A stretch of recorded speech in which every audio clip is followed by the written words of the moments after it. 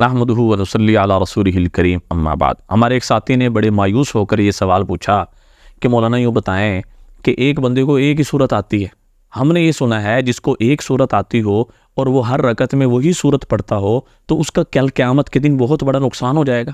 تو یہ سوال انہوں نے کیا، اب اس کو جو ہے میں نے ان کو جواب دیا، میں نے کہا دیکھیں بھی بات یہ ہے کہ جس آدمی کو، یہاں دو مسئلے سن لیں۔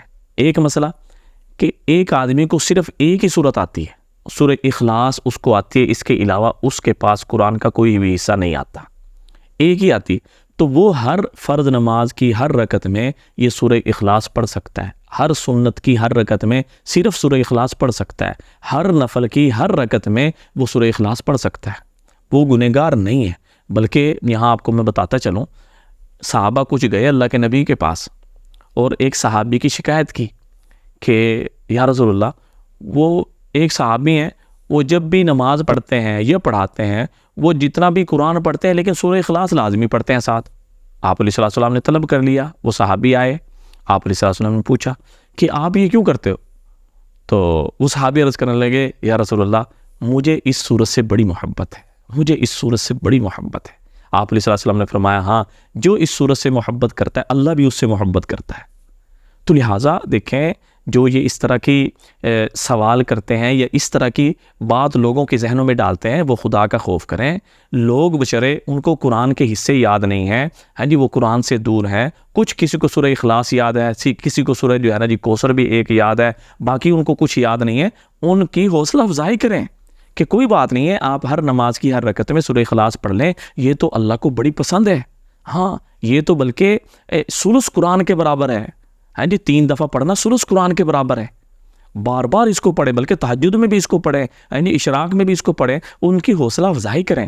ہاں جی، دین ہمیں سختی کا حکم نہیں دیتا، دین تو آسانیاں لانے والا ہے، آسانی کے طور پہ اسے ہاں پیار محبت سے سمجھائیں کہ دیکھیں قرآن کی بعض صورتیں ایسی ہیں کہ ان میں جو آیات ہیں بڑی چھوٹی چھوٹی ہیں۔ اب 30واں پارہ سورۃ النبا، ان کی آیتیں آپ سن لیں، بالکل چھوٹی چھوٹی ہیں، یعنی قرآن کی سب سے چھوٹی آیات۔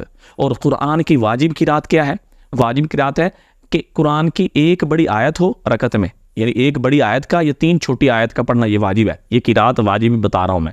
تو بڑی آیت آیت الکرسی ہے، جس کو اگر آیت الکرسی آتی ہے تو وہ رکعت میں آیت الکرسی بھی پڑھ سکتا ہے، ہاں جی۔ اور اس کے علاوہ اگر جس کو یاد نہیں ہے، جس کو سورہ اخلاص یاد ہے، وہ پڑھتا رہے، لیکن ساتھ ساتھ کوشش کرے یاد کرنے کی، کیونکہ حدیث شریف میں آتا ہے کہ جس کے دل میں قرآن کا کوئی بھی حصہ محفوظ نہیں، وہ بمنزلہ ویران گھر کے ہے۔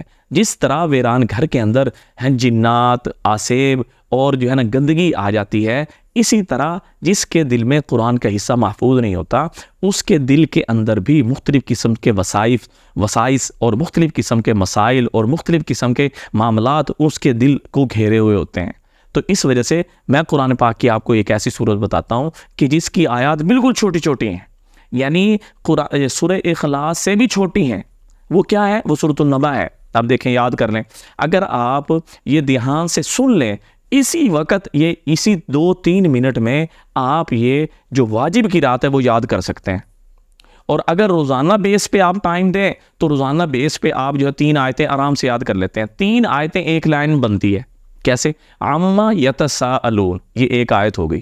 عن النبأ العظیم، یہ دوسری آیت ہو گئی۔ الذی ہم فیہ مختلفون، یہ تیسری آیت ہو گئی۔ اب یہ یعنی جس کو یہ 3 آیتیں آ گئی، وہ ایک رکعت میں یہ 3 آیتیں پڑھ سکتا ہے۔ اور آگے بھی ماشاءاللہ بہت آسان ہے۔ کلا سیعلمون، یہ ایک آیت۔ ثم کلا سیعلمون، یہ دوسری آیت۔ الم نجعل الارض مہادا، یہ تیسری آیت۔ یعنی اس طرح کر کے عما یتساءلون، عن النبأ العظیم، الذی ہم فیہ مختلفون، کلا سیعلمون، ثم کلا سیعلمون، الم نجعل الارض مہادا والجبال اوتادا وخلقناکم ازواجا وجعلنا نومکم سباتا۔ گویا کہ یہ 9 آیتیں ہو گئی، 9 آیتیں آپ 9 منٹ سے پہلے یاد کر سکتے ہیں۔ تو اس وجہ سے پریشان نہ ہوں، سورہ اخلاص آتی ہے، کوئی بات نہیں، اس کو پڑھیں۔ ہاں، بعض لوگ وہ ہیں، اب دوسرا مسئلہ سن لیں، بعض لوگ وہ ہیں کہ جن کو قرآن کا دوسرا حصہ بھی یاد ہے، لیکن جلدی پڑھنے کی غرض سے وہ صرف ایک ہی سورہ اخلاص کو بار بار پڑھ رہے ہیں، بار بار پڑھ رہے ہیں، بار بار پڑھ رہے ہیں۔ ان کے لیے مکروہ ہے، ان کے لیے کراہیت ہے، نماز ہو جائے گی ان کی، یعنی نماز ان کی پھر بھی ہو جائے گی، نماز ان کی پھر بھی ہو جائے گی، آخرت کا نقصان نہیں ہے، لیکن کراہیت ہے، ناپسندیدگی ہے، نماز ہو جائے گی، ثواب کے اندر کمی آ جائے گی۔ تو لہٰذا جن کو قرآن پاک یاد ہے وہ تو بدل بدل کر صورتیں پڑھے تاکہ اللہ پاک کو راضی کریں۔ کہتے ہیں کہ جب حضرت علی رضی اللہ تعالیٰ عنہ کا قول یاد آ گیا کہ جب میرا دل چاہتا ہے کہ اللہ مجھ سے باتیں کرے تو میں قرآن کھول کے پڑھنا شروع کر دیتا ہوں، اور جب میرا دل کرتا ہے میں اللہ سے باتیں کروں تو میں نماز کی نیت باندھ لیتا ہوں۔ تو لہٰذا قرآن کا پڑھنا گویا کہ اللہ ہم سے باتیں کر رہا ہے، اور نماز کا پڑھنا ہم اللہ سے گفتگو کر رہے ہیں، اور اللہ ہر گفتگو کا جواب بھی ہمیں دیتا ہے۔ تو لہٰذا بالکل پریشان نہ ہو، سورہ اخلاص یاد ہے تو ہر نماز کی ہر رکعت میں پڑھیں، لیکن ساتھ ساتھ کوشش کرتے رہیں۔ جو میں نے آپ کو یہ صورت بتائی ہے سورۃ النبا، اس کی آیات بڑی چھوٹی چھوٹی ہیں، آپ 9 منٹ کے اندر 9 آیتیں بآسانی یاد کر سکتے ہیں۔ تو میں گزارش کروں گا نماز نہ چھوڑیں۔ ہاں دیکھیں، نماز فرض ہے، قرض ہے، سب سے پہلے حساب ہوگا، نماز نہ چھوڑیں، اپنے آپ کو بھی نمازی بنائیں، دوسرے بہن بھائیوں کو بھی نمازی بنائیں۔ دعاؤں میں یاد رکھیں۔ السلام علیکم ورحمۃ اللہ وبرکاتہ۔